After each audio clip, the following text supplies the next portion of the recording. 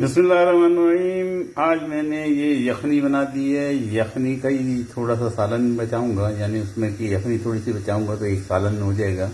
और यखनी के मैं बिरयानी बनाऊंगा। बिरयानी मेरे पेज पे बहुत सारी पड़ी हुई है, आप देख सकते हैं। मैं डिफरेंट काइंड की बिरयानी बनाता हूँ, उसमें मैं दोबारा इस बिरयानी नहीं दिखाऊंगा। ये तो बिरयानी की यखनी तैयार है। तो इसके अलावा मैं जो ट्रिक आज आपको बताने लगा हूँ वो ये है कि मैंने सालन पका दिया है।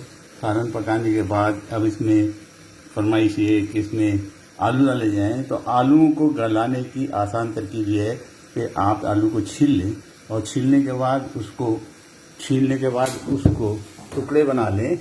और बारीक टुकड़े करने के बाद कुकर के अंदर इसमें मेरी भाप आ गई, कैमरा में साफ कर लूँ।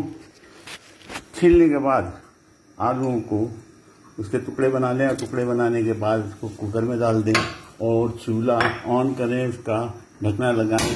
यूँ ही सीटी बजेगी तकरीबन हमारे आलू तैयार हो जाएंगे। इन आलूओं को मैं इस करी के अंदर, सालन के अंदर डाल दूँगा।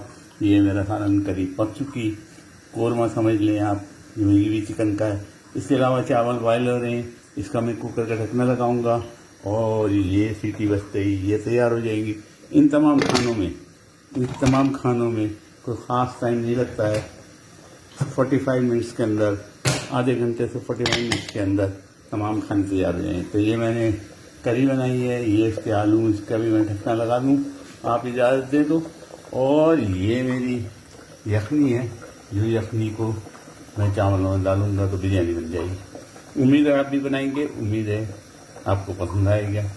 हाँ, प्रोसीजर उसका रेसिपी मेरी पेज पर पड़ी हुई है। बाकी रेसिपी मैं लिखूंगा, मुझे जैसी फुर्सत होगी मैं इंशाल्लाह उनके लिख दूंगा। आप फिक्र बिल्कुल ना करें और मुझे दुआओं में याद रखें।